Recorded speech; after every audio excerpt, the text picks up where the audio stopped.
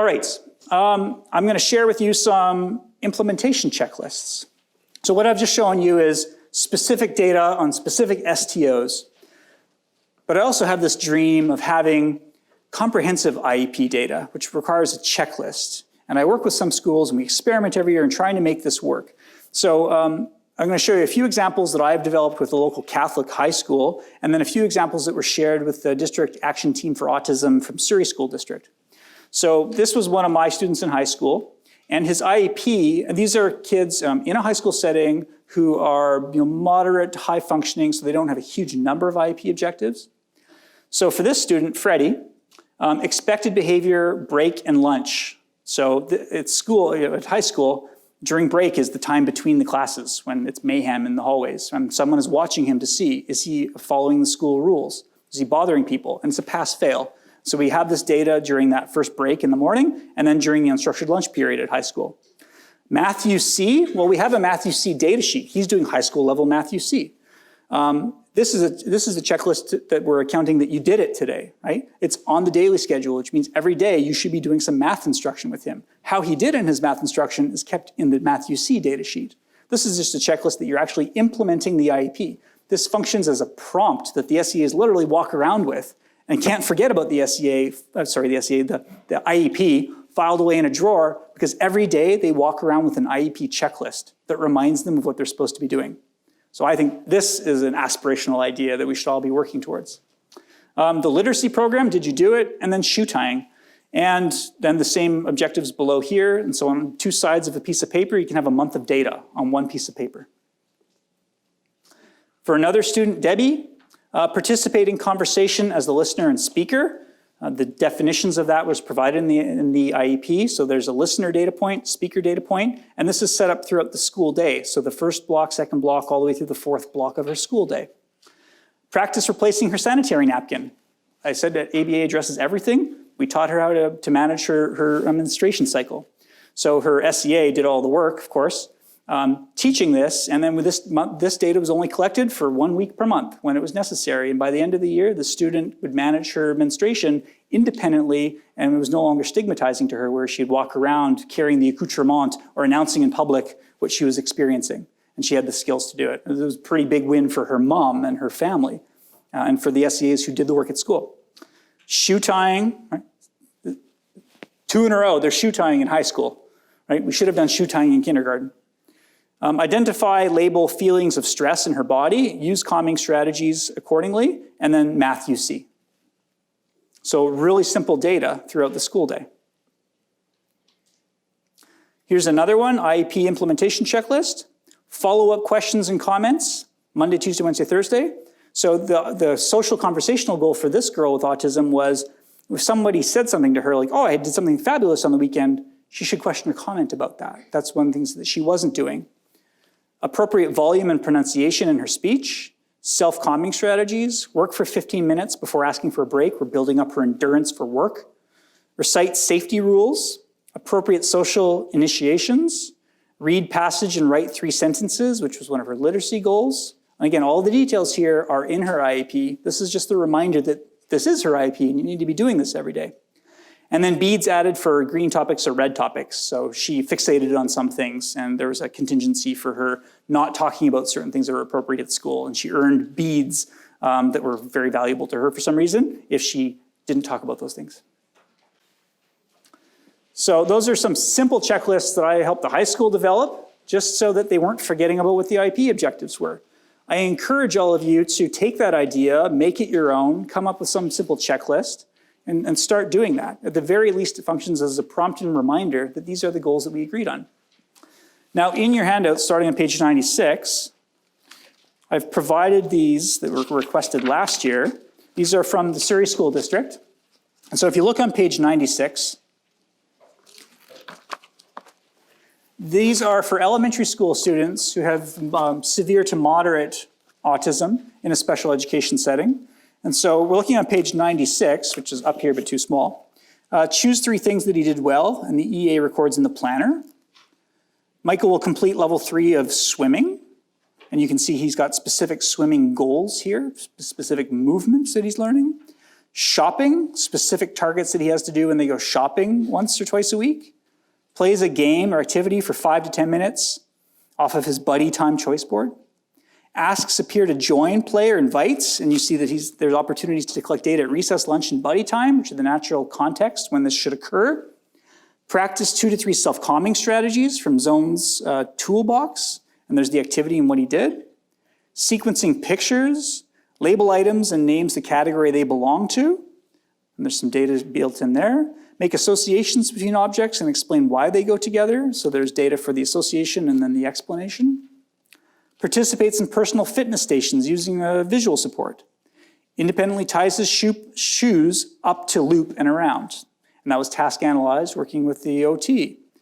Creates projects using Clicker 6 and PowerPoint. And so there's the project that they're working on and prompt level. Now, not all of these things are happening every day, but there's a prompt to his SEA who carries this every day that these are his IEP objectives, and it's part of his or her job to know this and then take advantage of the opportunities to create the learn units, right? To create the instructional opportunities. You see some math things there, emailing, some computer skills. He's got to log in, write a message, attach a file, send the message, log out, and make sure no one saw his password. Uses correct capitalizations, punctuation, verb tense, and pronouns. Participates in printing and reading A to Z as a literacy program. So this needs more explanation. This doesn't stand alone, right? You look at this and some of it makes sense, but some of it you need a bit more background on. That's why there is the IEP document. But we're not looking at the IEP document every day, right? None of us are. So this functions as a prompt to do it and data collection to start recording it. What I would tend to do with the school is start with minimal data collection, right? Start small and then shape it, right? I wouldn't give this to a school who hasn't done this. So I would like you to start doing this every day. And then the SEA's mutiny, right? You have to start small. So there are additional examples of this in your handout. I'm not going to break them all down here for you, but you can see they're all variations of a theme. They all came from a group of special educators in Surrey for their students because they had this real drive to be accountable for their IEPs and make sure that they were meaningful documents and they were being implemented the way they're intended to be. So let me talk about some of the barriers to doing this, because I know some of you are sitting there thinking, well, that's nice, but I don't have enough time to make data sheets. I hear you. If you have a behavior analyst who comes in as a consultant, maybe they can make them for you. Maybe they have a student who can make them for them, right? Start building a library of templates. For most of my data sheets, I make them the first time, and then I customize and adapt, cut and paste for a new student, so I'm not recreating the wheel all the time. Train and empower the EAs to make them. A lot of the data is pretty simple and straightforward, and EAs often can kind of get excited to be given the responsibility to design this, and then they own it. And if you develop something yourself, you're more likely to do it than if someone kind of arbitrarily gave it to you and said, I want you to be doing this. Start slowly. You are changing the culture. Right? This is when I showed you a moment ago those few from the high school that I'm working with, where there's only 3 or 4 objectives. The first year we tried this, the learning support teacher and I working together as a team, it was a whole IEP. And guess what happened? Very, very quickly, they threw them all in the garbage and the SEAs didn't do them. Wonderful SEAs, I get along with all of them, but they'd never done anything like this before. It was too much. And so we scaled it back to picking a few SEAs who we thought were the real keeners and likely to do it, gave them small tasks, bits of data collection to do. And when they started to do it and then give positive feedback to their peers who weren't doing it, it started to slowly change the culture that this isn't crazy. Right? The learning support teacher is actually using the stuff. We're actually talking about what I'm doing in the IEP meetings. The parents think it's really cool. And then slowly you build some culture change. Right? Don't do it all at once. Start with 1 goal per student. I don't have the time to record all the data. Never mind making the data sheet. When am I going to record the data? So start with minimal data. Maybe pick a couple IEP objectives that you want to collect data on, and then experiment with graphing it. Right? You don't have to start with everything all at once. Make the response effort really low, like make it really easy to do. For one of my students, he has to track a particular target behavior for one of my students. And so we have a graph that's stuck up on the wall by the place where they work in the school. And just any time the student does our target behavior, he just has to check a box. And it becomes this graph over time, where that's all he has to do. He doesn't have to walk around with a data sheet. He just has to check a box when something happens. And I talked with him, you're busy all day long. You've got a lot of things to be remembering and working with the teacher, et cetera. I understand you're doing a lot. I've been in your shoes. How can we make this easier for you? And he came up with, well, what if it's just a check on the wall? All right, I'll make you a check on the wall. That's better than nothing. So make the response effort really low. People are more likely to do things that don't require effort, right? Carve out time for data collection. I've worked with some school teams where it did work for them, where they could say, you know what, all of our students actually are going to go and do this activity for the last 10 minutes of the day, which means the SEAs are free to collect the data that we've set up from the IEP. Right? We've built it into the day, we've structured it, we have administrative support from the principal. That can happen, right? People are doing that. And if you're thinking, well, that's crazy, it won't work where I'm working, that's just a barrier. What's the potential solution to that, right? Here we're really only limited by our own creativity and how we can come up with a solution for this. One school actually came up with the idea of having older students in the school take the data as part of a project in math and enter it. And they didn't even really know what they were looking at, but they entered it into Excel. The grade 7 students did this in an elementary school. Great. Another barrier, making the data, taking the data. I don't have the time or know how to graph. Right? Richard said Excel's really, really easy. Well, so he says, right? Not when I open it. So create some Excel templates. If someone made an Excel template for you once, then you just need to save as and change the target behavior, right? Just enter some dates.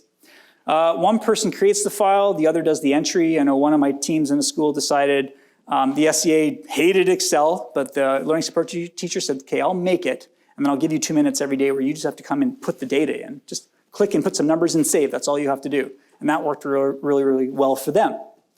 And then you only need to graph it before the IEP meetings. It's not like you're graphing all the time. And again, if you have a bit of experience with this, you'll pick it up. Otherwise, make friends with an Excel geek. There's probably somebody on staff in the school who knows Excel and be all excited. Sure, I can show you how to make a graph or do it for you. Or in some of the schools that I work with as the outside consultant, I'll use some of my time before an IEP to take the data and aggregate it and then give the graphs to the school. Because I'm able to do that quickly because I've experience doing it if those other folks aren't comfortable doing it. Some data tips. If no one looks at the data, there's no point in taking it. And your staff who are collecting it will quickly mutiny and stop taking it. Or worse, they'll just make it up at the end of the day. Oh, check. Right? And inaccurate data is meaningless data. It's garbage. From the SEA perspective, I'm not going to collect it if I don't see you looking at it. And that's fair. So start small, make it a normative practice. It's a culture change. Parents like those graphs, and the EAs tend to appreciate, especially if they're doing a lot of the implementation. I know it's not solely the EAs, but having their work demonstrated in graphic form at meetings and everyone else being pleased by it is a very reinforcing experience often for the people who are doing often the hardest work day by day.